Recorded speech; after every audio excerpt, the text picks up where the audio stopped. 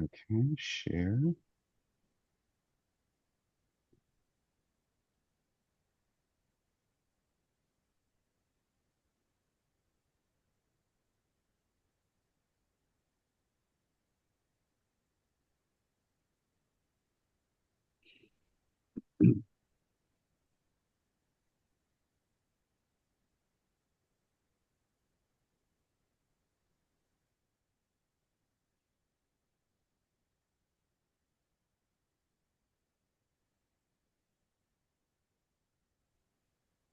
Is it just me or is there no volume?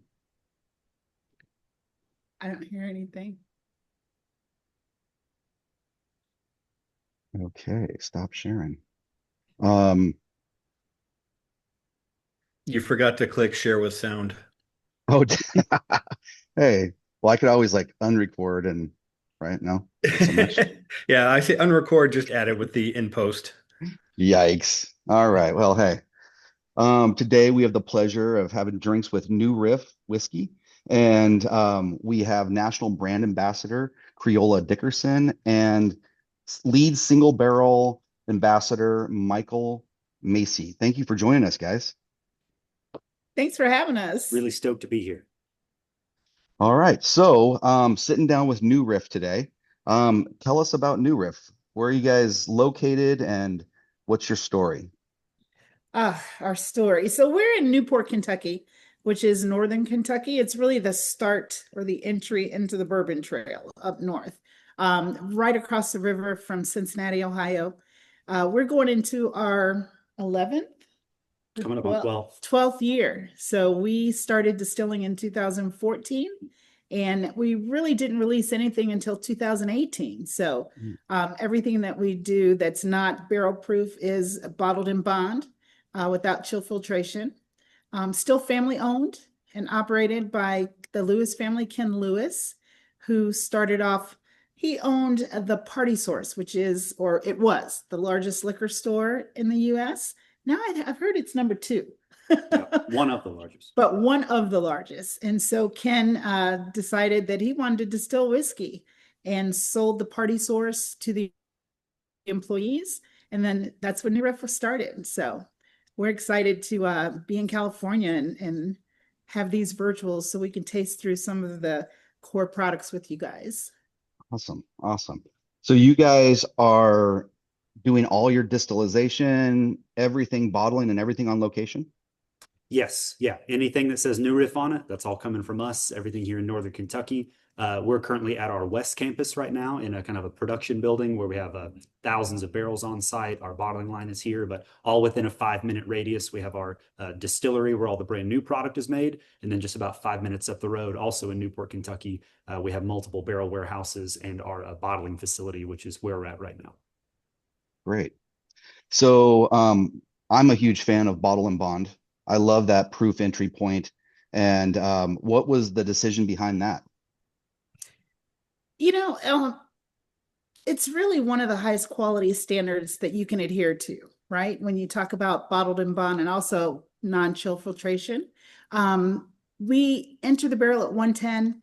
We really wanted to make sure we didn't have so much water in the product, right? So if you're going in at 110, you're coming out bottled and bond, you're getting one of the pure forms and tastes without adding a ton of water to it. And that was really what pushed that forward, along with non-chill filtering. What barrel entry point are you guys going in at? 110. Oh, okay. Yeah, that's why I was like 127. Yes, yeah. I'm not That's sure. a nice proof to jump up to. Absolutely. Yeah. I'd say Scott another Walker. thing too, one of the big decisions that helped lead us to going for bottled and bond as a great quality standard for most all of our products is the fact that here at New Riff, we want to be a new riff on an old tradition. That old tradition being old school, classic, historic Kentucky distillation and aging of whiskeys. And so we're not here to throw away the old traditions or totally change things up. We want to honor and respect those old traditions because we believe that without the old, there is no new. We just want to get a new riff on an old tradition. And like Creola said, one of the oldest and highest quality standards that you can have in whiskey is the Bottle and Bond Act. So that's the idea behind the name. Yes, Okay. absolutely. A new riff on an old tradition. And kind of the funny Mhm. story behind it too. Creola had just mentioned our founder, Ken Lewis, back in the day. He owned multiple liquor stores down in Louisville, Kentucky. He ended up selling those off. He moved up to Newport, Northern Kentucky in the early Mhm. 90s and built the Party Source. And the truth is that Ken back in the day, he was a big hippie and he loved the Grateful Dead. He's proudly considers himself a Deadhead, always has been, always will be. And so he envisioned when we were kind of coming up with this idea of, hey, we're going to, stop being a retailer in the Party Source, but we're going to make our own product and be in the production realm. That this topic came up of who are we, what's the ethos, what's the culture, what's the name, and a new riff on an old tradition came from saying, okay, well, if there's a group of distillers who are getting together and they're doing this historic practice, they're using these recipes, these stills, the fermentation, all these things that are very historic and has been done for hundreds, I mean, really thousands of years.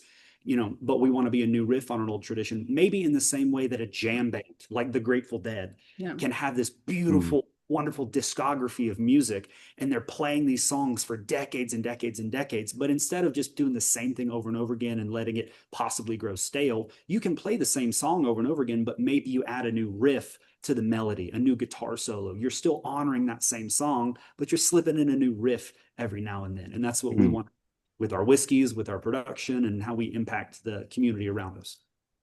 So who's making the decisions on small batches, blending, and production? Um, when you say small batching, like our bottled in bond it started off typically a blend of about 25 barrels. But as we've grown, now you're looking at about 60 to 75.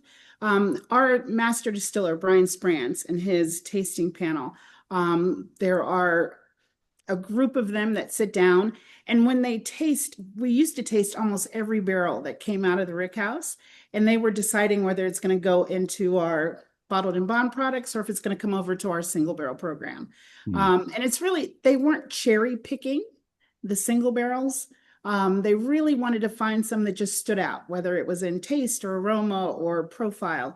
And then the ones that went into the bottled and bond blend is when they decided to blend those together and proof them down to that 100 proof. So there is a group or a panel of distillers that make those decisions. Okay. Well, I think with that being said, let's try our first pour. We Heck yeah. have our first one. Oh, that's rye. Our first one tonight is going to be our Kentucky straight bourbon, 100 proof, your bottled and bond flagship.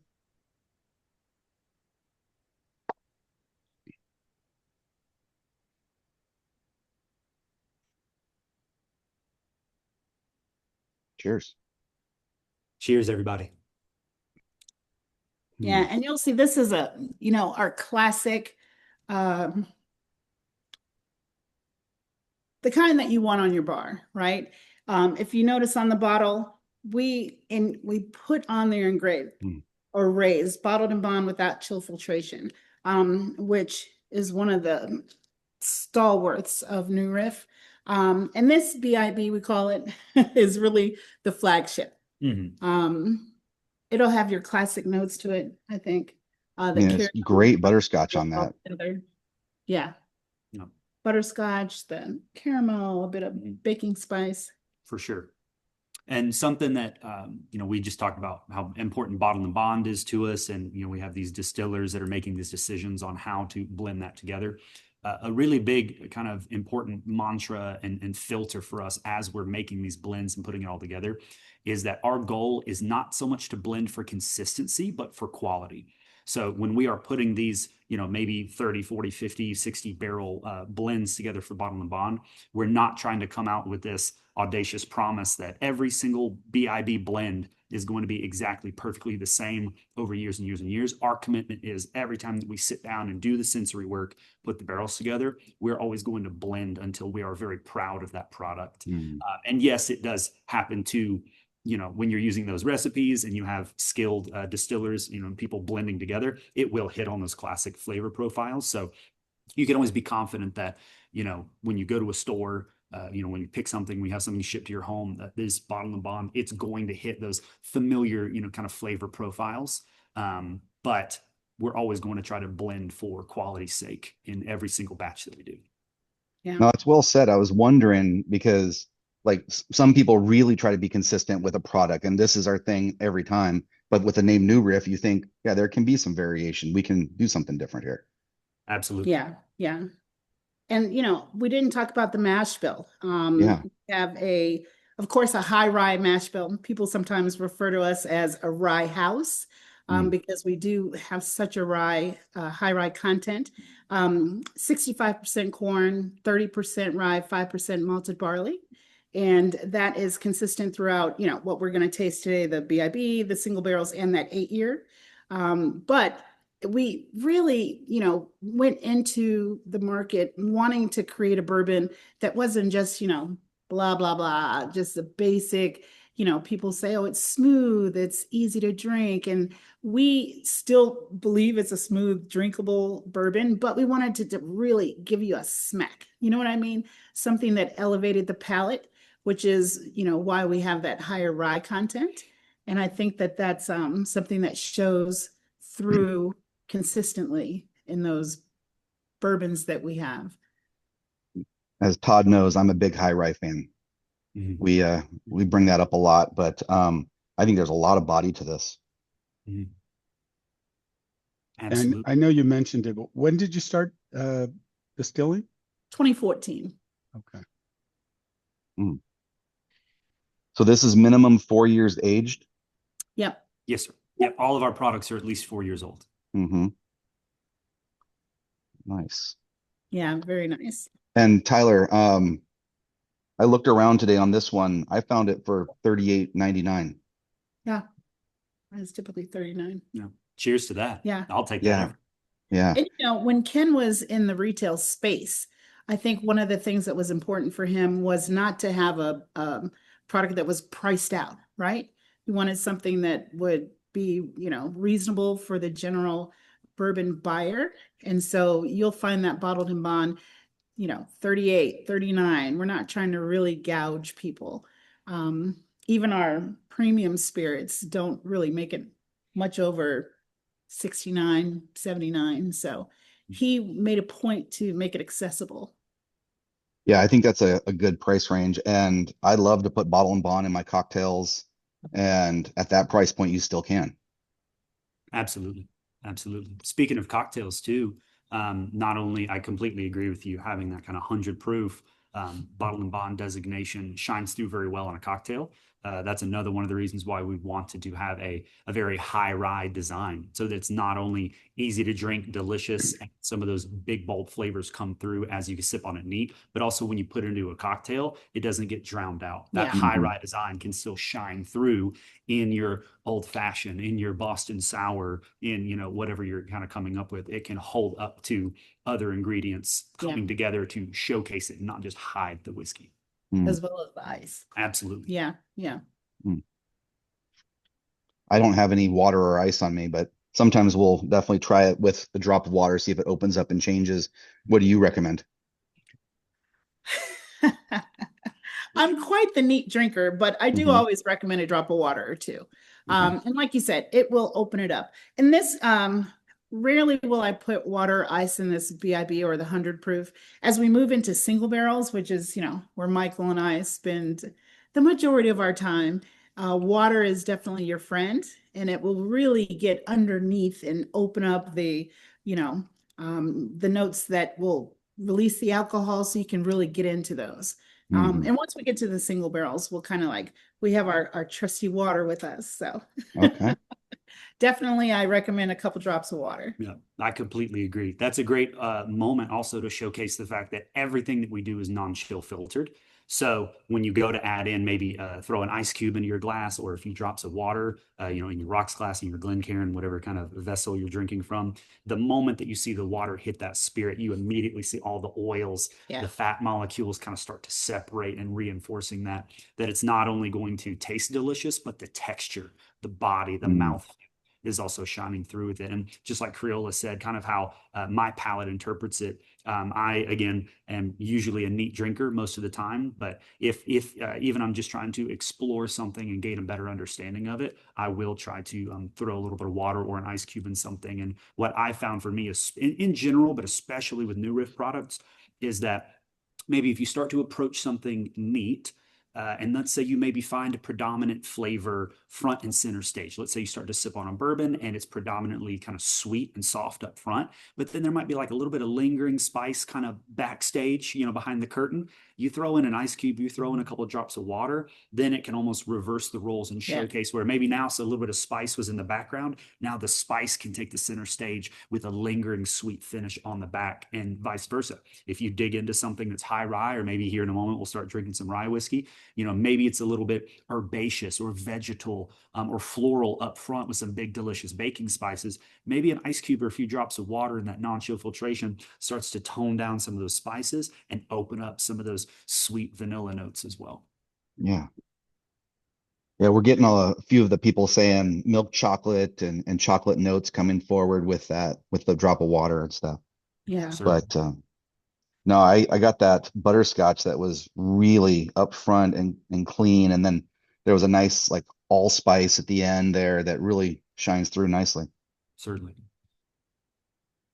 All right. Our glass is empty, Tyler. I think we're ready to go on to the next one. Okay, number two. Number two is our new Riff Rye 100 proof. Yeah, this is Goodness. our rye is 100% rye, 95.5. Okay. So we have 95% rye, 5% malted rye. That's that guy. Oh yeah. Now, for me, this is what I put in cocktails. I've moved to rye in old fashions and others simply because of that, just the flavor. It just doesn't get covered with the sweetness and all the ingredients that go in. But this is, just a fantastic rye. It's not, even though it's 100 proof, it hits your palate with that spice and the rye. It's not difficult to drink.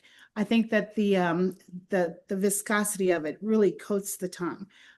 It's a nice, easy warmth when it goes down, but you're still getting the rye, the spice, and all of the things that we love in rye throughout the palate. So a really clean nose. I just love how clean the nose is. Yeah. I always love coming back to our 4-year-old Bottle and Bond rye.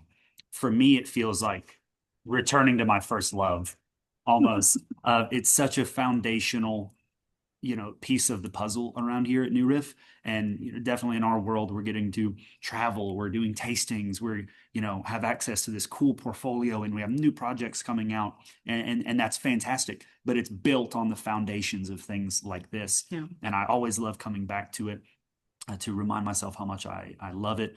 We consider ourselves a very rye-centric bourbon distillery. And a little fun fact is that even though we're producing majority liquid gallons of bourbon whiskey every year, I wish I could if I wouldn't ruin our setup, I'd love to turn this camera around so I could show you a few 100 barrels over here. We're about 30 feet away from some delicious rye barrels. But even though we're producing majority liquid gallons of bourbon whiskey every year, we actually purchase and process majority rye grain every year. Yeah. Because we admit that when we make bourbon, oftentimes the foundational core recipe that we're using is a high rye bourbon with 30% rye in it. So oftentimes when we make bourbon, 1/3 of the recipe is rye grain. When we make rye whiskey, oftentimes 100% of it is rye grain. So rye whiskey is very important to us around here. I'd honestly say our portfolio is pretty much 50-50 bourbon and rye. There's a lot of other wonderful companies out there that make some excellent whiskey that we love and respect.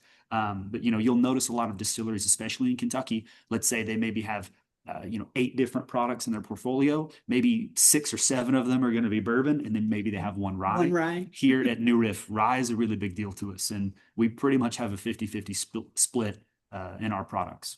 Yeah. So the 95.5 mash bill was classic MGP forever.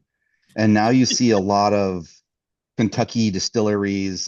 We just had a tasting recently with Bardstown, and they're doing a 95.5 now.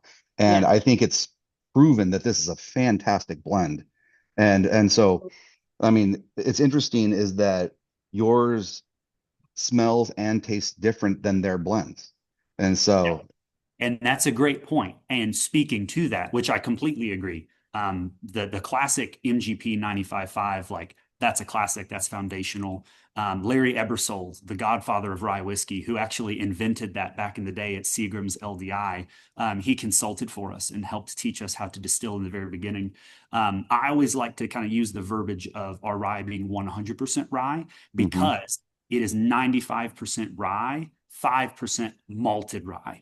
And so kind of just for clarity's sake. So yes, yeah. So that's why I'm always kind of careful not maybe to be careful or to avoid saying 95.5, because in the industry, understandably so, when you hear 95.5, you think MGP, which is awesome. Like that's cool. That's delicious stuff.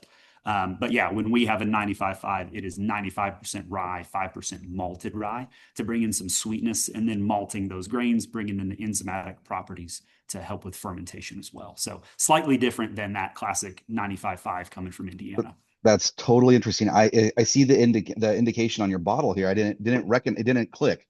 It is a malted rye, so 100%. That's interesting. That's not easy to do, right? Because isn't there a problem with fermentation? Yeah, I mean, rye grains are difficult. You know, they get gummy. They tend to foam up, and it is a difficult grain to distill. And I think that, you know, over the course of some years, our distilling team has really worked with those grains, especially when we moved to this 100% malted rye. I mean, they've done some great things with a difficult grain. And I think that that's, you know, proof in the pudding of how effective and how great they are at what they're doing and how it's showing throughout our products. So we do have a member that we call our rye guy, Bob. He's famously said he's not a rye guy, but what do you think, Bob? Yeah, famously not a rye guy. And honestly, I would love to try this in a cocktail and just see how it shines through, because of especially the malted hint in there that I'm getting. Yeah. Oh yeah. Absolutely. Bob, let me, and this is shout out to Bob. And I love your courage and your enthusiasm to say, hey, maybe historically I'm not so much of a rye drinker, but I'm going to try it. God bless you. That's wonderful. Everybody learn from Bob. Bob gets bonus points. Follow the way of Bob. Try new things. Try rye. Try crazy whiskeys from all over, and try those different flavors. And especially here in a few minutes, once we get into the 6-year-old bottle and bond 100% malted rye, I'm like a sleeper agent that gets activated when people say, oh, I don't really drink rye. I'm like, awesome, try this. And they're like, what is it? And I'm like, don't worry about it. Just drink it. It's great. And then that's kind of we kind of call it a gateway rye around here. But Bob, you also mentioned we've had a little bit of mention of cocktails. I'm right there with Creola. I as much as I love and adore bourbon, always have, always will, I really lean towards rye cocktails. I'm a big Manhattan guy. For every, one old fashioned I've drank in the past year, I've drank 5 Manhattans. And let me really quick, and then I'll shut up. This is going to blow your mind. Okay. Especially for all the wonderful people in California. You guys have incredible weather. I've only been to California once and it blew my mind. It was wonderful. If you will just make a margarita, but you put this bottle and bond rye, it will change your life. That is a hill that I will die on. The Rye-A-Rita is the way of the future. Oh, we got to do that. You need to experience it. However you like to make a margarita, whether you go get a good quality mix, something organic, or you make it fresh yourself, however you want to make a margarita, make that margarita, but turn it into Rye-A-Rita. So I got to give credit. I got to give credit where credit's due. Jay recently, and I don't like to give Jay too much credit, but he recently got me experimenting a little more with the rye as a mixer, and it's definitely swaying me over. So love it. Agreed. We will definitely give that Rye-A-Rita a try. That sounds awesome. Yeah. Way of the future. Yeah, no, it's great. It's interesting. I mean, there's definitely a mint profile, but it doesn't feel like that spearmint, that overwhelming spearmint that Bob, I think, usually is turned off by. Yeah, I was going to say it doesn't, to me, that I'm not a mint guy at all, seriously, but if it's really mint forward and it's just off-putting, then it kind of ruins the whole thing for me. But yeah, I agree with you, Jay, on this for sure. Yeah, and I agree with you. It doesn't have that classic, typical, mintiness, the really brisk one that you get from a lot of ryes. Mm. Again, it's really an easy ride to introduce people to. And the spice profile rounds it out well without a burn. It's leaves you a little tingly on the lips, but no burn at all. So I enjoy that. Definitely. All right. Our third pour of the night is our 6-year malted rye. So let's give that a try. Before Now, we I think- transition, Jay, that rye we just had is only $37.95 at high proof. Oh, wow. Shout out High Proof. Guys got some good prices. Better than Costco. Come on, man. And sorry, Bob, I don't know if you live in California, but you had talked about some cocktails. Do you live in California, Bob? Because I could mention the Angel Share, they do a hot buttered rye with the new Riff Rye if you're ever in Long Ooh. Beach. Yeah. It was the top selling cocktail over the holidays. And they're actually keeping it on the menu for the next couple months because it sold so well. Oh, cool. Yeah, I've been there a few times. Yeah, I'm here in California, Joe. Oh, okay. Yeah. Oh, yes. We've met before. Sorry. Yeah. Yeah. But yeah, I can't Yeah. see you. But yes, definitely stop by that Angel Share. Their cocktail, that hot buttered rye is amazing. So Yeah, for some reason my camera's not cooperating. Sorry about that. Jill, Jill, you're testing us with that cocktail. We were looking at each other It like, is- what? We're about to buy a plane ticket over here. My yeah. goodness. Well, and the weather's been beautiful. So you have to cut. You guys both have to come out soon. The rain Yeah. is gone. Yeah. So we'll see you guys soon. Jill, for Christmas, we did a neighborhood walk around here, and I set my wife out front with a hot butter station. But we put bourbon or rum in it. I didn't try a rye. That's a good idea. Yeah, yeah.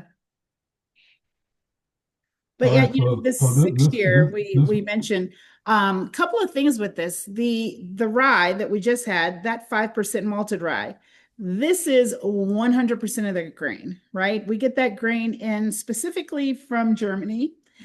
Even our rye is a European rye that we get through Brooks Grains, but the 6-year malted rye, 100% malted rye, the grain we get in from Germany. They still do a lot of malted beers there, so we felt like it was one of the best grains to bring in. It is phenomenal. I think Michael mentioned like a gateway. So there have been so many times when people will say, oh, no, I don't like rye. I don't like rye. And I'm like, trust me, taste this. And you guys are going to find it enters to me like a bourbon. But then once it gets across the palate, you know it's a nice rye. And that finish is just as nice, just as warm, not a burn.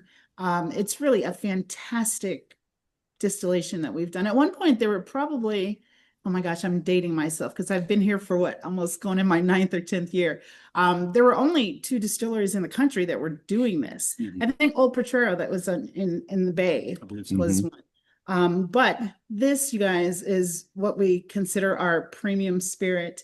And it's really a very nice, gift or something that, you want to introduce people to a rye. And we're super proud of this 6-year-old. And we just started doing single barrels in 6-year ryes. As of a few days ago. This is very tasty. This one's really good. Yeah.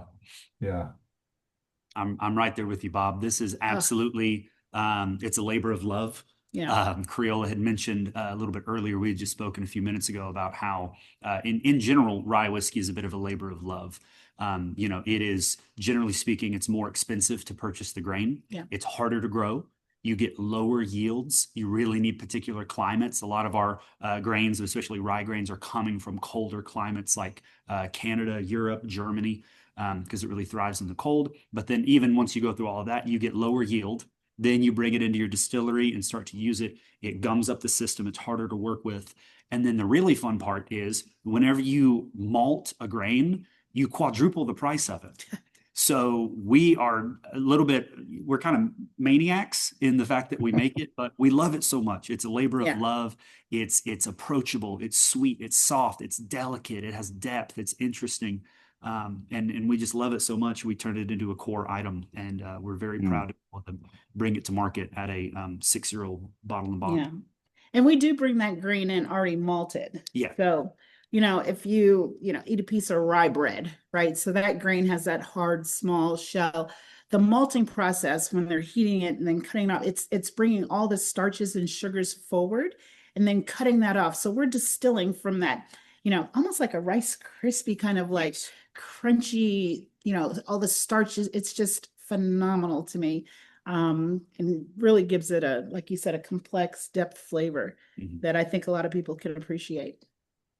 It's really interesting. The nose feels a little more bold than the other rye, but the taste is so balanced and soft. It's like there's a texture difference where it's just a little silkier and it's really good. Tyler just mentioned that this is $59 at high proof. Yeah. You're gonna have to go buy all our whiskey from Dude, California. shout out to California, man. Well, they're getting us on the taxes side, so. Yeah. That's right. It all, A little fun fact, I'm actually from Northern California. So I went to high school in Fairfield outside of Travis Air Force Base and then went to UC Davis. So I moved here, long story. I'm serving 25 to life, but I miss the sunshine.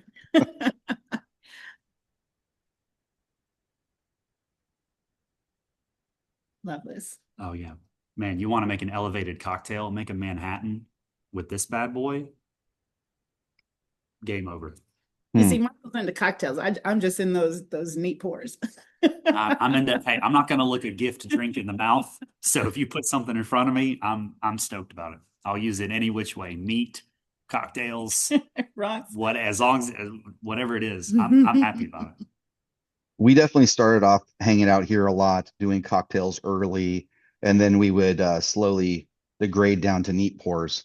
But yeah, the guys make me break out my tools once in a while. Yeah. No. I was asked once, like, how do you bring somebody into bourbon that isn't, say they don't like it or, it's not the drink for them? And I mentioned that I think the easiest way is through a cocktail, right? And you don't even have to do like the full pour. You could do a half ounce and then, whether it's a mule or old fashioned, and to get their palate used to the flavor and then steadily increase until eventually they say the wall really takes about a week, but I don't know. And you can bring those people into, their palate will get used to that bourbon to where, you do move into neat pours. This is also an excellent spirit too, which I mean, I'm slightly biased, but I would say introduce anybody to it. But especially if you or someone in your life enjoys Scotch whiskeys, single malt whiskeys from around the world. Here at New Riff, we really, as much as we adore the malted rye, we honestly, when you talk to our distillers and the guys who have been making this for years, they'll say, hey, we really consider this to be a malt whiskey first and rye whiskey second. And so it kind of blends a lot of those beautiful characteristics together. The fact that it's non-chill filtered, the body of it, adding in a few drops of water, bringing out the viscosity of it and kind of the complexity that you can find there is very, very fun. I know I've gotten to share this with some of my friends who are more so into Scotch and whiskeys from around the world, and then kind of getting them now into our realm of Kentucky and America. This has been a winner. And a lot of people I know who are familiar with Scotch will drink a spirit like this and they start to pull out, as much as they enjoy it, they start to pull out some of those similarities of, I've experienced that before in a malted whiskey here. I've experienced that before with something malted from this in Ireland or Scotland or some other part of the world as well. One of our members on the call tonight is Scott, and he's a big Scotch fan. We've been trying to fix him from that problem, but well, I mean, with a name like Scott, I think it's destined to do it. That's just your destiny. Yeah, it's a good problem to have. For sure. One of the things I might want to add with this 6-year malted rye, Michael mentioned that it's malting first. And I think that one of the reasons was so that it could take on finishes. And we also do this in a sherry finish, which is hugely popular. So we have the 6-year malted rye in a sherry finish, which kind of speaks to that nod back to old world distilling in that tradition. And it's barrel proof.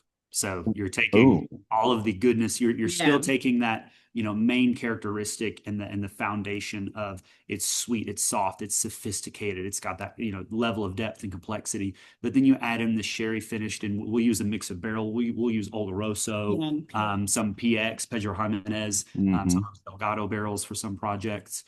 Some of these barrels, I was talking to the distillers, the latest round, which we actually just released about a month or so ago, right before the holidays. The latest round, the sherry casks that were used to finish this round, those sherry barrels held sherry wine for 20 years before then being emptied, and then we got to bring them over and have them for our uses. So we are madly in love with sherry cask finishing over here at New Riff, and we want to use it as a way to tastefully accent and complement the spirit. We don't want to hide it and just cover it up and say, oh, it's kind of meh, and then let's just cover it with as much intense finishing as possible. We still want the 100%, malted rye to shine and then have some sherry finish as a beautiful accent to complement what we're bringing to the table. And those blends, that's now an annual product. We come out with it every year, usually later in the year around the holidays, but you might tweak that a little bit. Again, prioritizing, just making sure that the spirit's in the right place, and we're proud to release it the way that it is. And so that tends to come out at barrel proof somewhere in the early 1-teens. I've seen 111, 112, 13-ish in the last few years. And you're also entering at 110 with those? Yes. Oh, yeah. Most everything that we do, aside from a rare specialty project, I'd say 9 times out of 10, our standard barrel entry proof is 110. What was the decision point for this to be a 6-year? It's funny. Over the years, I've heard people say, when are you guys going to come out with this year? When are you guys going to come out with that? And, if you ask the distillers, it's always based on when it's ready, right? So we haven't set something and said, okay, we're putting out a 10-year, we're putting out a 12-year. Brian and his team like to say, when the whiskey is ready, right? And so they tasted it throughout the course of its aging. I remember, gosh, I was pulling 4-year-old 6-year or malted rye, not 6-year, but at 4 years old, I remember pulling it out and just tasting it and giving it to people in the tasting room. But it's really when the decision came up from Brian that it's ready to release, and 6-year was that, beautiful point that they felt like it showed the best. So, did we have an older malted rye that came out in the high? Yes. So I just celebrated a little over 2 years here at New Riff. I'm trying to catch up with Creola. But October 27th, 2023 was my first day here at New Riff, and my first day on the job. I walked in the front door and spoke to the team, and I was like, "I'm Michael. I'm new. I'm so excited. How do I clock in? Like, what do I do? Like, show me." It was the day that we released something called a high note. For us here at New Riff, high note just means special, limited, and rare. And so it's a special label that we created for some special limited releases. There's different whiskeys that can find a home within a high note label. And so my first day of work, we released a very limited run of high note malted rye, and it was 8 years old, malted, and it was cask strength. So it was around 118 proof. And at that point in time in late 2023, that was the highest age statement that we had ever released. So it was a very fun release. It was delicious. It was exciting. So exciting, in fact, it sold out in 5 minutes. So that was a bit of a shocker. But we were still very excited about it, and it was pointing to some really good things to come for that. But in the market, the 6-year mark is really where I think it hits a broad palette, right? There's some of us who can, really appreciate the age, but for the general population, I think these age statements are ones that are in the market at the right age. Great. So Tyler was showing off, says he has one of your sherry finishes. Thanks for sharing, bud. Nice. So I want to say we rated this actually last year, Jay. Okay. The group liked this a lot when we broke it out. Yeah, this was last year's the 6-year rye, malted rye sherry finish with PX and Oloroso sherry, 112 proof. 6-year, gorgeous. It's beautiful. I mean, the color on that is amazing. I don't even have to see it from that far. Yeah, nice pour. Oh, we lost Todd. All right. Well, we're going to try our fourth pour. So we're going to transition back to bourbon. This is the New Riff 8-year bourbon, 100 proof still. Is this the same mash bill as before? Yep, Yes. absolutely. Yep. Same product, just 8 years old instead of 4. Ooh. Did anybody save any of their 4-year to have them side by side? I did. And it's you talk about this 8-year. We have always strived to be like one of the great small distilleries of the world. We never intended to be a huge distillery. So people think that we have all this whiskey and did it, but it took a long time for us to get to where we could have enough barrels to release an 8-year product into the market at a steady pace. So this 8-year, I mean, to me, I think about, if anyone out here has kids, right? So you give your kids the best food, the best clothes, the best education. You try to provide everything you can for them. And you just hope that they grow up to be good humans, right? And I think that this 8-year, it just demonstrates the care and the consistency and the quality that we have put into this distillation. And it hit 8 years, and you look at it like, oh, this is gonna get better with age, right? This is one, some whiskeys cannot take a lot of age, but I think with this not having, if you notice, it's not overly oaked. I think that the dryness doesn't overtake it. And you can see this at 10, 12, 15. And I think that this is a perfect example of the quality and the control that they've put into this product. And that 4 additional years has really, lifted it, I think, to a really nice point. Absolutely. Super smooth. Yeah. Is there a decision to say, hey, let's let these ones pull at 4, let's let these ones go to 8, or is it a decision like, hey, let's just push it and see? Yeah. No, definitely. It's so we had mentioned earlier, like the group who decides what gets blended, how is it blended, who's making these production decisions that ultimately comes to market. We do have Brian Sprance, our master distiller. He's definitely one of the main forces influencing that. But we also have Brian Martin, who is leading our barreling team and warehousing and aging. And he's also a big force within being our sensory manager for many years. And so we have a dedicated team of like veteran employees who have done sensory work. And as they're going through, they are deciding pretty much whenever a barrel is coming up upon what we call a milestone, they will taste through, they'll send a team out into the warehouse, pull samples of barrels approaching a milestone. Let's say, because everything that we release is at least 4 years old, 3 years and 10 months means you're approaching a milestone of it's almost 4 years old. And so we will go and collect samples right before that 4-year milestone. They taste through and do sensory work, smelling, tasting, and figuring out, hey, do we need to blend and do another blend of bottle and bond and send that out into the market? Hey, this is looking good. We're excited about it. We're pleased with it. Awesome. It's ready to be a 4-year. We're proud of it. Let's pull that barrel and get ready to blend that into a 4-year BIP.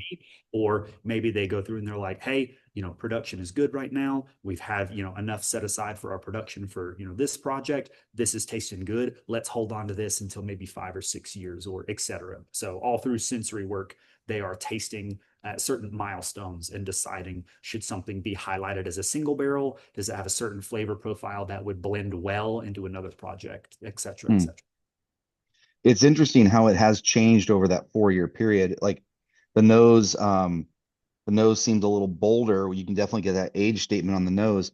But when I taste it, I'm getting more of a sweet tea flavor. Yes. You know what, Jay, I was going to ask you, when I still have more 4-year. So I get way more corn. That butterscotch has disappeared to me in this 8-year. But in this 4-year, the corn is a lot more forward. And like you said, this one has moved into a sweeter, a little bit of wood, but more maybe some wood spice, but not necessarily that drying forward wood. But yeah, the nose definitely, I think, smoothed out, and you can get an elevated age from it. Certainly. I love that Creola had just used the analogy of like raising kids. We view these products as the 4-year-old high rye bourbon, and then compared to the 8-year-old high rye bourbon. It's not that they've evolved into some wildly different creation and different product. It's like watching your kids grow up. it's the same kid.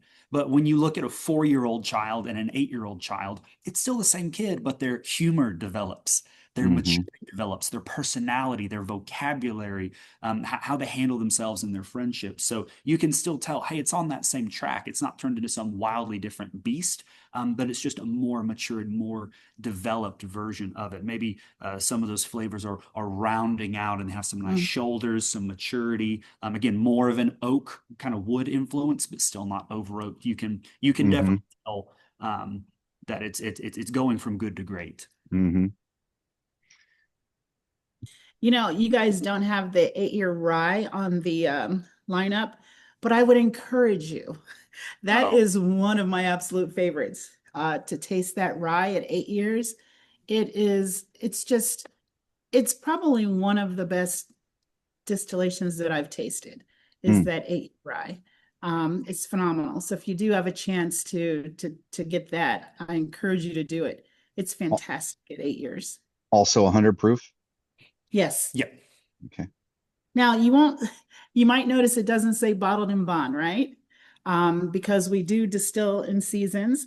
And in order to come out with this 8-year, we actually had to pull some from December into January, which took it out of the bottled in bond designation. But going forward, as we release more, we will be in bottled in bond with that 8-year-old. Okay.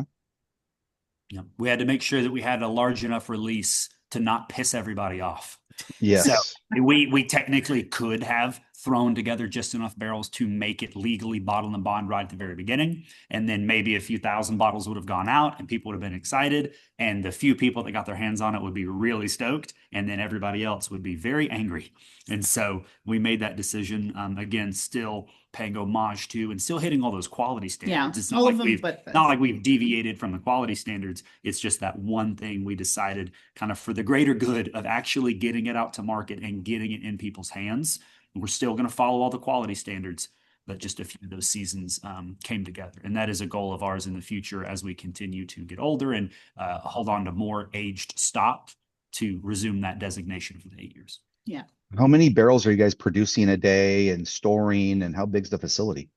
That's a great question. So production is kind of a natural ebb and flow throughout the years as life changes, the economy changes, the world changes, supply and demand change.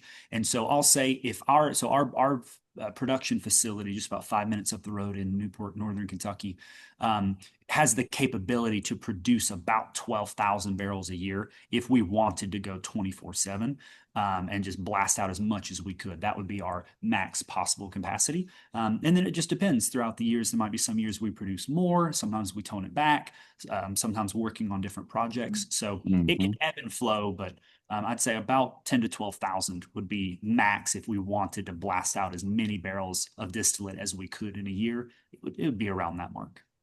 Okay. All right. So now we're going to move over to our single barrel bourbons. So our first one is the New Riff single barrel. We're tasting the 120.3 proof. He's frozen. I'm frozen? We got your audio, but your picture froze. Oh, okay. Yeah, but we can still hear you. It's just your there we go. Okay. We're all back now. It's probably better to hear me than see me, but here we go. All right, so single barrel. That is this one. Am I frozen again? No. You're all good. We're just talking. We're smelling this, and we're just making faces at each other like, good Lord. Single barrel. Man. So Tyler, did you get a price on that 8-year for us? No audio. I don't know. They can't hear me. I can hear you now, Todd. You're back. Oh, okay. I look at the price and it's, first though, speaking of single barrels, Steve asks, are the 6-year single barrels going to be bottled and bond or barrel proof? Single barrels would never be bottled in bond. Yes, yeah. So the only reason that a single barrel is not bottled and bond is because all of our single barrels are barrel proof. Barrel proof. And so that's the only thing. So technically, if you were to take a single barrel and then add water to it and take it to 100 proof, then legally it would be bottled and bond. So we're following all the same quality standards as bottle and bond, but all of our single barrels, we're very passionate about the fact that we do barrel proof single barrels. So when you are at when you're at High Proof, when you're at Liquorama, when you're at Keg and Bottle, when you're at all these wonderful liquor stores who have done single barrel selections with us, they have tasted distillate. They have tasted this whiskey that has literally, my office is 50 feet from where I'm sitting, and me and my team walk over 2 barrels. We take the liquid out of the barrel, we put it in a bottle, and directly from the barrel, we ship it to these wonderful stores, or great people come on site and they taste it directly out of the barrel. And then whenever they fall in love with their favorite, we choose it, and then we take it directly to the bottling line. No water added. So all of our single barrels are barrel strength, non-chill filter. Same mash bill, high rye. I'm getting Yep. a lot of the similar profiles, but just a little more intense on the char and everything. Certainly. Yeah. And you guys got a banger of a single barrel right there for a 4-year bourbon to reach 120.3. I can just about tell you that's coming from the 4th or the 5th floor. You guys got a bold expression there, experienced a lot of heat. And I love, I'm going to sit here and rant because I'm the single barrel guy, and it's all her fault. She's made me fall in love with it. But getting to taste barrels that come from all over the warehouse, whether it be up on the tip top floors, the hottest part of our warehouse, and the highest floor can get up to 127 degrees in the hottest part of the summer. And then the lower floors can get as cold as 30 degrees in the coldest part of the winter. So to taste that variation of different single barrels, whether it's 120.3 or 108, it's so cool to see all those different flavors that come out in different single barrels. It means a lot to us. You rotate? No. One of the things I wanted to add, because a lot of you probably have not been here, and as we sit in this warehouse, we do have our traditional rick house, which is right behind us. It holds about 18,000 barrels. It's built by a company named Busick. If anyone's familiar, they do a majority of rick houses throughout the industry. And it's a 5-story, self-contained structure that's encased in concrete. So we have 5 levels, and we don't rotate. We don't use temperature control. Michael mentioned you'll get that swing of temperatures throughout, which, of course, for those who, if you've seen the barrel, it's that continuous push and pull and push and pull that is bringing out, it's going in clear, but it's coming out with this beautiful color. And that is 100% from the barrel. So you could have a barrel sit right next to each other. And that's the one thing, I get nerdy with single barrels sometimes is, they could be what we call sister barrels sitting right next to each other. And the profile comes out distinctly different. And a lot of that has to do with the barrel type, whether it's leaking, so many factors go into and happen during the aging process that, no 2 bottles are the same, which is what I love. Yeah. And, as you guys sip through yours, Michael and I poured ourselves one just to kind of demonstrate single barrel. And he and I were like, oh my God, the maple. I'm getting a little like buttery popcorn to this one too. Anyone else getting that? Todd's back. Let me get you back up here.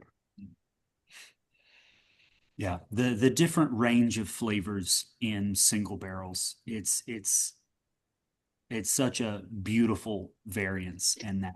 And I'll never forget Creola. I've told you this before, but there was a time a few years ago. It was not long after I got hired, so maybe 1.5, somewhat 2 years ago. Creola had tasted some single barrels. She chose her favorite, and then we bottled it up and sent it over to our gift shop to be kind of a specialty single barrel pick from the Creola Dickerson herself, and had her name on it loud and proud, and even some tasting notes that she had personally sat down and written for just that barrel. And I will never forget the last 3 digits of the barrel were 451. Yep. And I guarantee somewhere down in my basement, amidst all the other half-open bottles that I have, I still have some of it. And that barrel had the most pronounced, like muddled stone fruit, like red berries. Like if you took a cast iron skillet and heated it up and threw some like blueberries, raspberries, blackberries, just like some dark red and blue fruits and a little like baking spices, and just like heated up into like a compote. oh my God, I will never forget that one. And I was like, whoever this Creola lady is, her name's on the bottle. Holy crap. Like she can pick a barrel. And I'll never forget that. That's one of the most memorable single barrels I've ever gotten to taste. And I still think about it to this day. They kick ass. Single barrels are awesome. We're so slightly biased because that's what we have done and what we do. But yeah, it's so much fun. All the variants of it. There's sweet, there's spicy, there's leathery, there's oaky, everything in between.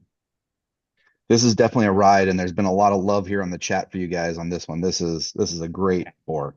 Heck yeah. We feel the love. We send it right back at you. That means the world. I'm not going to put this in a cocktail though. Yeah, I rarely will put that in a single barrel in a cocktail. One of the things too that I am, I always like to talk about with single barrels is you're getting the distillery's purest form of their spirit, right?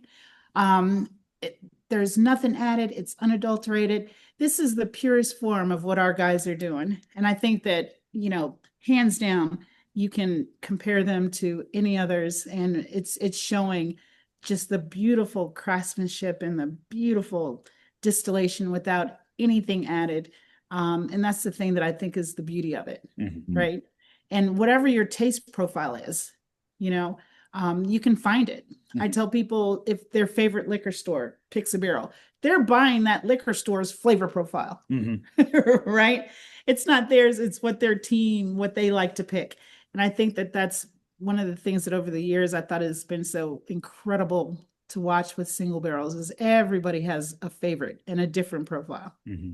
That's been one of the funnest things about this journey that Todd and I and the guys have been on, is that we've done a lot of single barrel picks for the club members and again, going back to the profile. And like I said, I'm a high rye fan, so this is definitely hitting my spot. So enjoy that.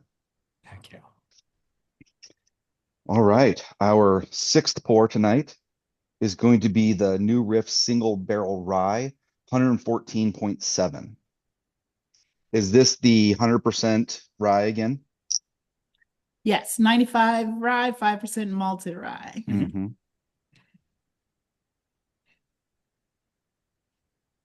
And I would encourage you guys too, while you're going through them, is to add that 2 or 3 drops of water. See how it opens up and, possibly changes. One of the things too with when people come in for single barrel picks and you have a team of, let's say we have about 8 people come and they're torn between either this single barrel that to me is representative of a single barrel drinker and then one that's better for the general palate, right? And I always encourage people, if you're picking a single barrel that you're sharing, it has to be able to hold up to rocks, right? So you want to put it in water and to see, sometimes you'll drink and you ever had whiskey, you put it on rocks and it's just like water. It's like it's diluted. And you want to make sure you have a whiskey that can hold rocks. And that's why I always encourage people to put in a little bit of water, see what it does, make sure it still holds up and gives you the flavor that you were looking for. And it also to show how people who would drink it on the rocks or put it in a cocktail, how it will respond. Instead of those of us who are just like, oh, this is great, neat, I love it. But if you pour it on some water, and I tried it, I never drank on the rocks. So one day I took a single barrel and put it on the rocks and I was like, blah. So I always encourage people to put some water in just to see what it does. So I'm not trying to get you guys throw anybody under the bus or anything, but have you ever been on a single barrel pick where they picked it and you're like, I would not have picked that one? Oh, absolutely. Yeah. Absolutely. Yeah. And that's the beauty of it all too, because knowing that everybody's palate is different, that everybody's palate is going to be a little bit subjective. And then, because there's a single barrel for everybody, we embrace those differences. We don't want every barrel to taste the exact same. We are committed to, hey, if we will get high quality, non-GMO grain, wherever we source it from, we have great training. Our facility is very clean and we do surgical precision to keep it that way. And if we can treat all of these processes right and treat our people well, we believe that that's also going to affect how the whiskey comes out. that however the single barrel is going to age, whether it be this warehouse or that one, whether it be high or low, whether it be an extra hot summer or an abnormally cold winter, which Lord knows we've had some of those in Kentucky recently. God help us all. That you can come out with all these beautiful flavor profiles. And so what I always say when I'm leading single barrel picks, let's say we lay out 5 samples and a group is tasting through, I always say, hey, taste through all your samples. I'll come back in a little bit and check in on you and make sure you have what you need and answer some questions, but I'll kind of leave you to it. Hey, maybe go ahead and taste through and decide on 1 or 2 that you're not madly in love with, and then start to hone in on some of your favorites. And I'll come back in, and some people will say, now, Michael, I'm not trying to offend you, but we really didn't like number 4. And I'm like, that's cool. That doesn't offend me one bit, because here's what's going to happen. Let's not go with number 4. I guarantee you next week, some other group is going to come in and they're going to fall in love with number 4. And it's a beautiful journey to see. I remember a few months ago, we had a barrel that was, to be long story short, it was kind of a barrel that slipped through the cracks.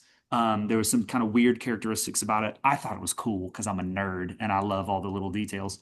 Me and my team tasted it, and it was cool. It was very citrusy, forward. It was like lemon and orange peel and bright and citrusy and tangy. And we just thought it was cool, and it was a little bit different. So some of the features of the barrel were a little bit different. And I put it on people's menu for like a month, and people were like, ugh, we don't like it. And I was like, guys, this barrel's so cool. I was like, hey, whatever. I'm just excited you're picking a barrel. What cool. We'll go with that one. And then finally, a group of helicopter pilots from Fort Knox came in and they were picking a barrel for their squadron, and they tasted through and they were like, Michael, whatever this barrel is, it's awesome and different and interesting. And it was that barrel, and we celebrated, and it was awesome, and they fell in love with it. Yeah. And so it's always cool to see how there's a single barrel for everybody. If maybe you don't love the sweet single barrels, there's going to be a baking spice single barrel for you. Maybe you don't love the spicy stuff, there's going to be one out there that's oaky and leathery that you might fall in love with. So there's something for everybody. Yeah. And I think the course of time, similarly, I've had people that have picked a number of barrels with me because I was with single barrels for 6 years or 7. And, I know their profile. So they say, Creola, we want you to do a pick for us. Can you taste them and pick? And I can, hone in on what they like, even though it might not be what I like, and pick the one that's for them. Because I think, everybody has their profile. You know what I mean? I love smoke. If I smell a whiskey that has like a barbecue hickory, I'm like, oh, I love it. Smoke it for me. But yeah, those differences, each person has their own. Yeah, that's been a fun thing that we've done a lot with this club, is doing some barrel picks and things, and just finding what our profile is, and then finding a lot of people that believe in our picks. So it's been a good time. So this single barrel rye, this is the 95.5. Is there an age statement on this one? Should be 4. It's a 4-year as well. Okay. Yep. And that is actually now somewhat of a rarity in the world, because at this point in time, all of our single barrel rye barrels have now matured up to at least 6 years old. Yeah. So I believe what you guys are sipping on right now is a delicious 4-year-old, or at least 4 years old, which we are very proud of. I'm excited to bring to market. But now, once all of those 4.5, maybe 5-year-old barrels get drank through, now kind of moving forward as of this past year, all New Riff single barrel rye whiskeys moving forward, that standard rye recipe that you guys are drinking is now at least 6 years old. And as I look up my shoulder, about 30 feet next to me, I've got about 50 or 60 rye barrels. They're all at least rye barrels that are ready for the single barrel program to be put on menus in our inventory. They're all at least 6 years old. And honestly, some of them are creeping up on 6.5, almost approaching 7. Awesome. Is 8 year the oldest you release? It's the oldest we've released in the market. We did have, we mentioned some high notes. On our 10-year anniversary, we did a 10-year-old, which was phenomenal. But yeah, you'll find 8 is the highest statement that we have in the market. And I think Tyler said this one was available for $45.99, but it's sold out. Weird at that price. Yeah. Go figure. You see doing older releases in the future? Certainly, certainly. So, kind of as Creola had mentioned earlier, our philosophy here at New Riff is our number one priority above just planning for a number or a marketing campaign or a certain strategy. The biggest thing is that we want the whiskey to speak for itself. And so, as long as the whiskey is tasting good and we're proud of it, we will release it. We never want to make a commitment or some strategy of like, hey, let's plan to come out with New Riff 20 year because 20 sounds cool and the number looks cool on the bottle. So we have to do a 20 year. Well, what if it gets to 20 years and it sucks or it's over oaked or it's weird or something like that? Then we wouldn't want to put ourselves in like, well, it's a 20 year and we said that we would do it. No, we just want to keep aging the whiskey. And as long as it is tasting good and we're proud of what we can bring to the table, then we are happy to release it at higher age statements. As we mentioned earlier, we are just now approaching 12 years old. Yeah. And we hold back 20 to 30% of everything that we make for additional age statements. So let's say, tomorrow I'm going to go walk into the distillery and they're going to have some fermenters going. And let's say one of those fermenters that's making some distiller's beer, we're going to distill that into new make distillate and put that into a barrel, and then it becomes whiskey. Let's say one fermenter makes 15 barrels. They're automatically going to hold back 20 to 30% of those barrels. Some of those barrels might go on to be 4 years, but they're always going to plan to hold back 20 to 30% of everything that we make for higher age statements. So there's always going to be realistically, practically a little bit of a lag. We just now are approaching 12 years old and we can now confidently release a good bit of 8-year, product into the market. Consistently. And so there's always going to be a little bit of a lag, but yes, as long as the whiskey is still tasting great and we're proud of it, we will release higher age statements. And what's really cool too, we've gotten a glimpse of it here just in the past hour or so in this tasting. We started off tasting some 4 years, and I'm biased, it's pretty damn good. And then we got to taste a 6 year and it's still pretty darn good. We got to taste an 8 year, and what do you know? It's still pretty darn good. Now we've tasted this distillate at 10 and even 11 years old. And I'm very excited to announce it's still pretty damn good. So not only are we happy with what we have been doing and what we're currently doing, but it's kind of proving this track record of if it's good at 4 and it's still good at 6, it's still good at 8. And what do you know? It's still great at 10 years old. We believe that it's on this trajectory to where it still has even more room to grow. It's not floundering. It's not barely limping across the finish line. It's still proudly presenting itself even at 8, 10 years old. So we do believe that it could easily turn into maybe a 12-year-old, maybe a 14, 15-year-old someday. That's awesome. I'm sorry, I missed part of this because my computer was acting up.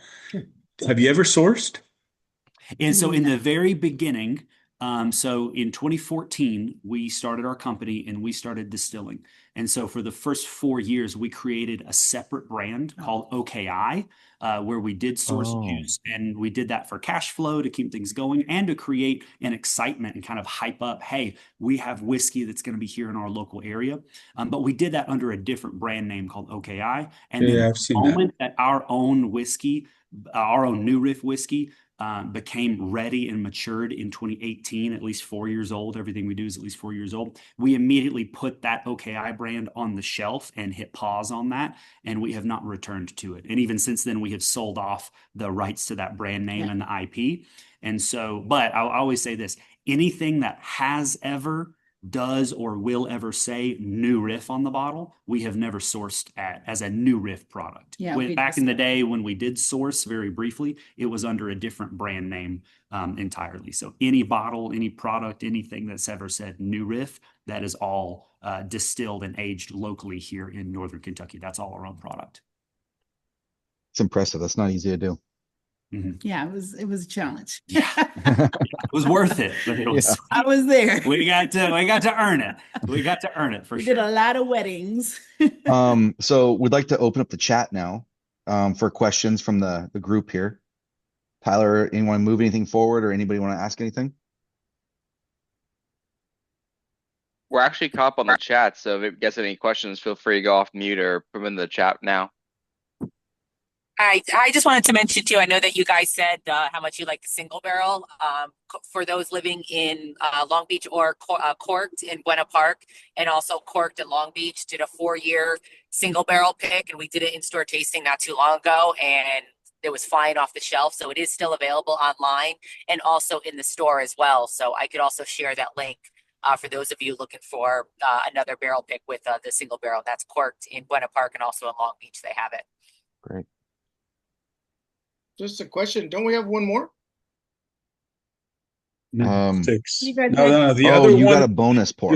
everybody got a bonus sample. That's one of our Oh, okay. picks. Nice. It's just a mystery. We don't know what it is. Whatever the thing is on top, you can DM me and I'll tell you what it is. But or you can go to our wcwc.highproof.com and the initials will probably tell you what's what. Or type in the chat and I can Yeah, that too. clarify it too. Like M is makers, new is probably N, or yeah, NT or NN. NT, newly toasted. Yeah. Somebody asked about temperature of the whiskey. Does it change the flavor, I guess? Yes, absolutely. That's a really great point. So yeah, the temperature of a spirit is going to change the flavor, or at least the way in which your palate interprets it. Mhm. So not only will let's say adding an ice cube, that's going to be a very common thing to do. Not only will that affect the fact that some ice is melting and then incorporating with that spirit, but also changing the temperature of it. So if you want to get really, really kind of hone in on the details and really nerd out about it, try drinking the same whiskey, but drinking it neat at room temperature. Try drinking it neat by adding in a little bit of water. Drink it with an ice cube in it, which is going to incorporate water and also change the temperature. And you can also either put whiskey or a spirit maybe into a fridge or a freezer to change the temperature, but not add any water. Or some people will use a whiskey stone, a way to chill a spirit or chill a whiskey without incorporating water. And you will experience and interpret those flavors in a different way based on the temperature level. Yeah, I'm one of those weird people that like warmed whiskey. So I'll often, keep it in my hand and kind of like warm it within the glass. I don't know if it changes the whiskey per se, but definitely how my palate receives it. Somebody asked, when can we expect to see a SIB 10-year? Oh, man, give me a couple years to build up this stock. That is something, I'll say this, that's something we would love to do. We'd love to get there someday. And again, I'll point to the fact that our inventory is always going to slightly lag behind how old we are. Right. So, we are 11 years old, approaching 12, and we're just now to the point within the last year to where we can confidently release, some 6-year-old single barrels. And so the whiskey's not getting any younger. Rest assured, we are having a good bit of whiskey made and set back for further aging, and so that could be a reality some year. Maybe someday we could get up to that, but it will take some years to come for us to build up enough inventory to confidently release that. Again, we don't want to, could I run into the warehouse right now and grab a 10-year-old single barrel? Yes. But there's not too many of them. And so if we only grabbed a few and released a little bit, it would make a few people happy and a lot of people very mad and confused. And so we always want to make sure that we have enough inventory to where it makes sense to release it out into the market and kind of satiate what the market is asking for and where it makes sense for everybody. Yeah. So when we come pick that 10-year in April, how long until we get it released? That's a great question. You can speak to Creola about that. I don't like I try not to make promises that I can't fulfill. So I'll let Creola and the sales team handle those conversations. All kinds of promises. Sure. And then I'm the one that has to execute it when they show up to hang out. So Creola can make all the big promises and then you show up and hang out with me and I'll execute that as best as I can.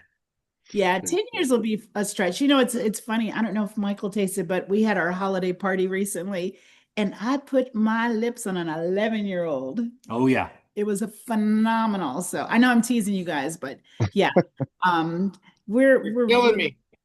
No, I tell you what. I filled the bottle. I think I turned it up. You did. I watched you do it.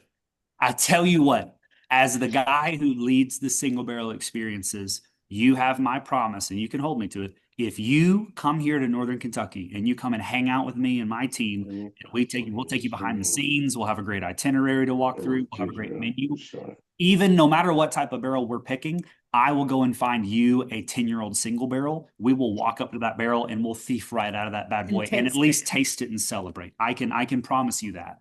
Okay. Double daring me. That's ridiculous. Come on. I'll triple dog dare you, brother. Yeah, so we usually fly into Nashville and then drive in on that route, but we had talked about flying into Cincinnati and hitting your place. And there's a bar by you that somebody was recommending. He lives in Cincinnati. We met him on the last trip. It's they have a bunch of Dusties, he says, like Revival. Brother. Oh my God. I was just that is like Saturday. That's the 1-2 punch. Like you come and hang out with New Riff and then you go to Revival. Revival. Brad Bonds and Shannon and the team over at Revival, they're incredible. We love them, we support them. We send people their way, they send people our way. They're fantastic. And then he also talked about how your founder sold the store to the employees and what a great move that was to like reward them for helping him build that store up to the biggest liquor store ever, and how they all did really well and how the service there is fantastic to this day. Yeah.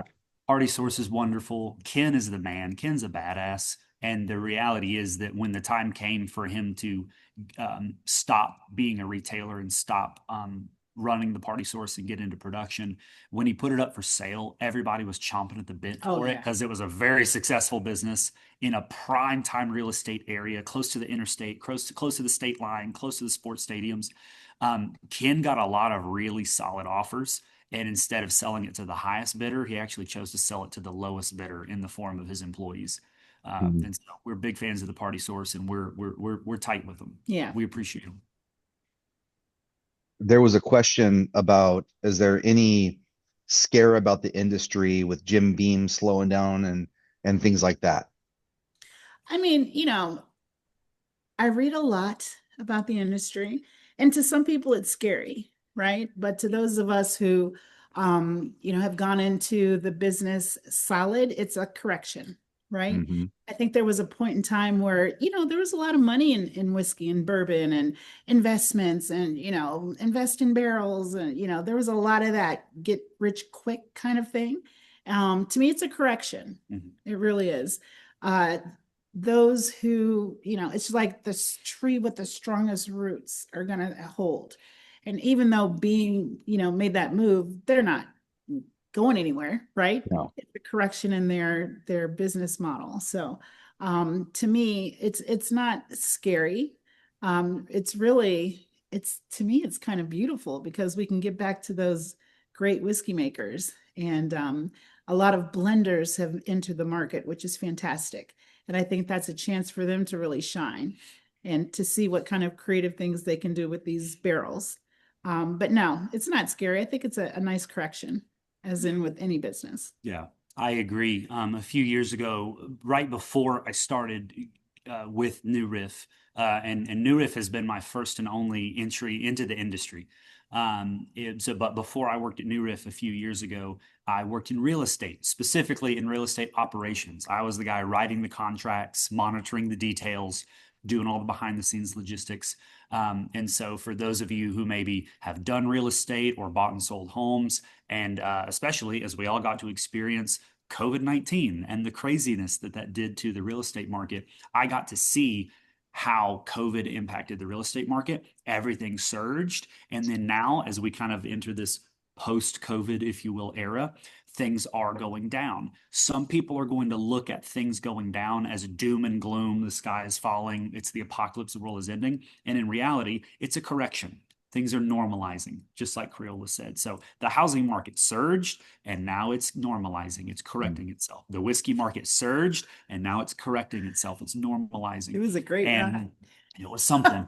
I'm glad that we had whiskey on our side while doing that. But another thing, too, that is really important to us, and one of the reasons why specifically we here at New Riff are not scared. Listen, we're real people. We're dealing with a real industry. And so we are having to navigate some of the same waves that other people are. So we're not going to pretend like it's easy and it's perfect. But we're a small, family-owned, independently owned company. We always have been, and we actually, in the very beginning, in the inception of New Riff, it was actually written into our bylaws of our company that we are independently owned and family-owned, and we always will be. So we're not going to sell out, and we're not going to be controlled by corporate shareholders. And so that has allowed us to navigate these unprecedented times, as you know, and to make those adjustments. And so we're not having to answer to shareholders. We're not having to hold corporate meetings. We're a small family-owned company, and if we think something is the right decision, we're able to make that right decision. If we think that we should go down this path instead of that, we're able to meet and make that decision. Are there any special releases this year you're excited about? Oh, brother, I could, Lord, Behind the scenes story here. and I could sit here and yap.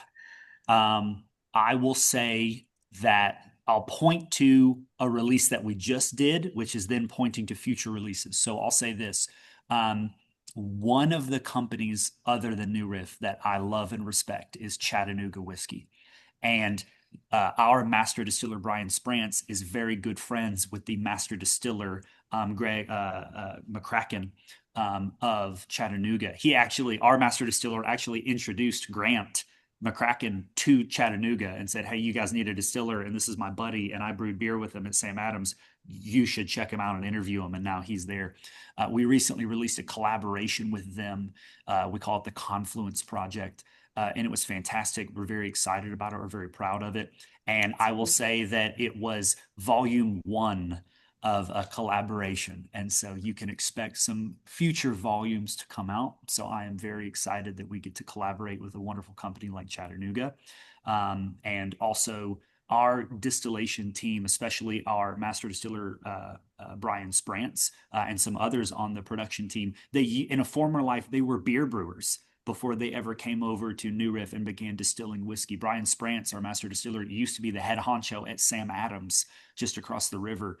And so he comes to the distillation world. He comes to New Riff with a great mind and a great experience for grains and fermentation and making beer. And if you know anything about making whiskey, before you make a great whiskey, you have to make a great beer. And then you turn that beer into what will become whiskey. Yeah. And so we have some very exciting, some very interesting, and some very abnormal projects planned for the future that are drawing from the experience of people who know and understand fermentation grains from all over the world. That maybe some things that are commonly used in some projects in some parts of the world, we get to bring in those elements and make a new riff on an old tradition and make it Kentucky, make it ours, make it New Riff. That's awesome. The special release or the collab you talked about, that's released under New Riff label or different? Oh. Yes. Yeah. Released. Yes. Yeah. So that particular one. So what's really cool about that specific collaboration is, at least for volume 1, I'm not sure all the details of future ones. I don't want to misspeak, but at least for volume 1, both New Riff Distilling here in Newport, Kentucky, and Chattanooga Whiskey in Chattanooga, Tennessee, we took the same mash bill recipe, which is a wheat whiskey, the foundation of it being red turkey wheat from the country of Turkey. And then also some other beautiful varietals of wheat mixed in there as well. So not a bourbon, not a rye, but a wheat whiskey. We basically, both of our distilleries took the same recipe, but we made the recipe up here in Newport, and then they made their recipe down there in Chattanooga. Yeah, we aged a collection of single barrels at both of our facilities, and then released them at the same time. And so there was a beautiful, deep, dark, complex, bold, delicious so good wheat whiskey. My mouth is watering talking about it. Because we don't do a lot of wheated, as you probably can tell. Mm-hmm. So when we do, oh man, we used heirloom grains for the red turkey wheat. The wheateds that we have put out are phenomenal. Yeah. So is Jill still on? Where can we get that in California? That was a distillery only for us. Yeah. You pissed a lot of people off. Made a few people happy. We try to have a balance of it. Consider it a very warm, very passionate invitation to come and hang out with us. And also, if you have friends and family in the area, we try to be as generous as we can. Whenever we do those specialty releases, we do it through something called the Whiskey Club. Yeah. It's free to join. It's not a subscription. It's not some crazy commitment. It's basically just our way of saying free newsletter. It just sounds a lot cooler to be the Whiskey Club. You can join the Whiskey Club for free. You make an account. And whenever we do these specialty, some of these releases that we do are considered Whiskey Club releases at least twice a year, in the spring and in the fall. So we'll be gearing up for a spring release here as we get into the new year. You can make that purchase, and you have up to 60 days to pick that up locally.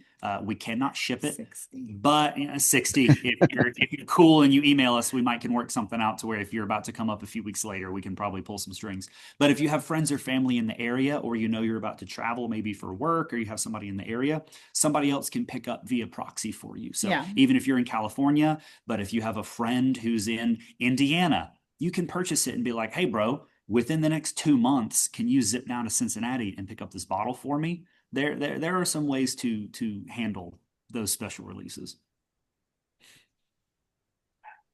Hey, Jay, are we in open forum? Can we talk, or we got to chat still? Yeah, go for it. Just off the little bit, guys, how do you get involved in that industry? How hard is it to get into a distillery or to work for them or any part of it?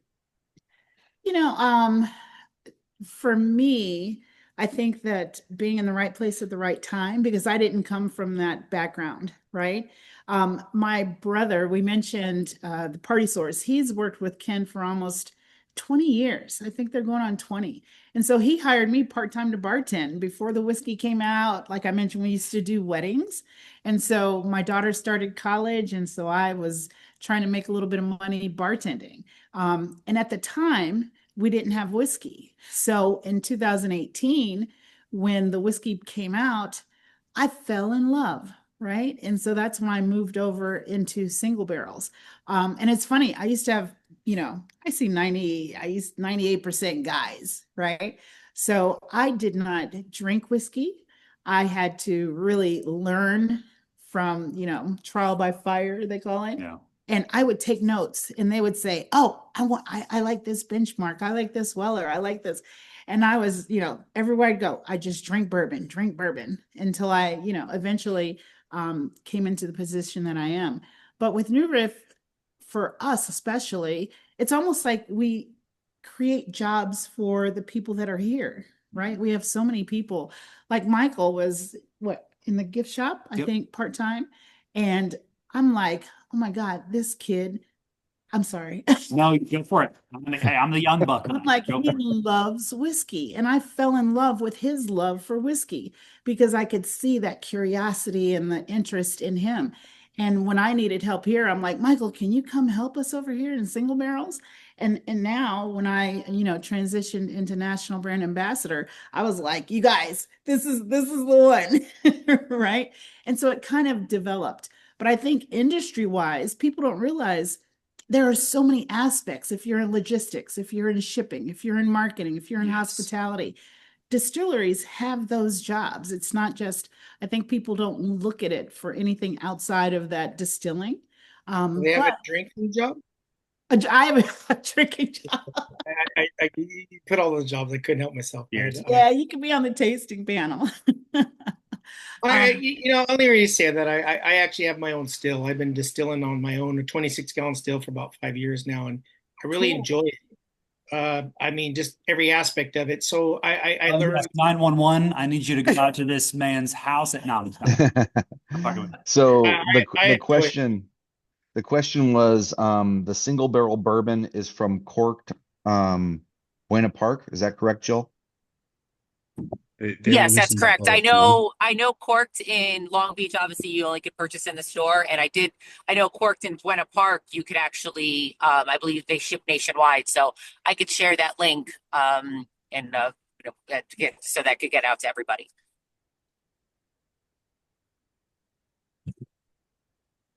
Jill, can you also get the flannel that Michael's wearing for me? Michael, brother. I like that flannel too. I was going to ask the same question. Online gift shop. Will Michael give his shirt off his back for you? He will. He will. I don't know if it'll Yes. fit me. If you now, I will say, if you don't mind me wearing a Slipknot shirt underneath it, Oh. yes, I'll give it. Yeah, we're really big into music around here. If you couldn't tell, New Riff on Roll Distilling. Mhm. So if you guys ever want to talk whiskey, we got you. If you ever want to talk music, every music taste under the sun is here at New Riff. So Excellent. we're big Nice. into music. Well, we really look forward to coming out to Cincinnati area and seeing you guys the next time we're out there. Absolutely. So, We would love to host you guys. Come grab a drink, come get a barrel, come just see the warehouse. Yeah, hang out. We'll take care of you for sure. thank you so much. So it's been great having you both here. We really appreciate your time. I know you're on East Coast time, so we want to let you guys get off and keep drinking or go to bed. I'm not sure what you're gonna do, but Maybe a little bit of Real We're quick, gonna we keep see you drinking. guys for a group picture, real quick. If anybody wants to put their cameras on, just a little quick 3, 2, 1, raise a glass. Thank you guys for joining us and appreciate you sharing the knowledge and the excitement that's New Riff. Of course. absolutely. All right, quick little shot. All right, guys, ready? 3, 2, 1. All right, thanks guys so much. Perfect. Absolutely. thank Thank you. you guys. all right, thank you so much. Appreciate your guys' time. Absolutely. Y'all have a wonderful night. Thank you Thanks. so much. All right. Bye. Thank you, Thank everyone. you. Happy you in New April. Year, everyone. Thank you. All the way upstairs. Thank you, New Riff. You're welcome. Hey, Jerry, you guys planning a trip out there this year? Yeah, we're gonna be heading out there at some point. We have a couple like barrel pick ideas, but we're still working on getting everything else together. Can anybody get involved in that? Like a trip? Yeah. That's something that we've tried to like figure out how to pull off. We haven't got there yet as far as how can we include more people. So the issue is when we go do barrel picks, they limit the number of people that we can bring.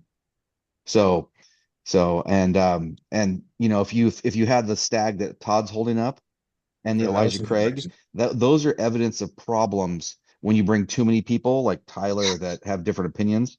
No, I'm kidding. Too soon, Brian? No, I'm kidding. No, I mean, Yeah, I get that, it's but I to think the be trip would be- determined. I think the And trip would be a good experience regardless of if you have say on the barrel pick. You get what I'm saying? Yes, it's to be determined. It would probably be raffled by people that have supported the club by buying the most picks. To be honest, that's probably the fairest way to do it. Is the guys that have supported us since the start and have, you know, multiple picks of ours, they'd probably be the first ones invited. And then, but yeah, last year we did a Airbnb, which was really fun. First time. Usually we do a hotel. Everybody gets their own hotel room. This last year we did a bigger Airbnb, and yeah, it was a fun experience. So we think maybe I don't know if in April, but definitely we go at least twice a year. Maybe later in the year we'd open it up to a few members and run a big Airbnb and you know kind of vet them first, you know, because you never know who you bring in. But And yeah, Robert, it's Can something. I throw a crazy question out there though? Like I get it. You're going for a barrel pick, correct? Everybody that goes doesn't have the choice for the barrel pick, but could still enjoy the trip. I'm just kind of throwing that out. I get what you're saying. Absolutely, because you could do the tours. You know, a lot of people haven't been on the tours and stuff, and since we've been on so many, we don't like to go on them. So we'll take you, drop you off, and then we'll go do the pick. That would be fun. So yeah, there is things. It's just logistics. You know, now you got to rent a big van. You got to get a driver. So you know, we'd have to figure out price. We'd have to figure out either a couple of Airbnbs right next to each other, or one really large one where we could house everybody. But yeah, we have thought about it. No, I get it. I So- appreciate it. I'm just throwing anything out because I think it would be a good experience just to even if you're not involved in exactly the barrel pick, they seem like really good people. You know what I mean? They would kind of take us in with open arms and say, I get it. You guys do the barrel pick, but they would still do a tour for us. Oh. And Oh, for sure. I think it'd be I'm gonna awesome. stop recording.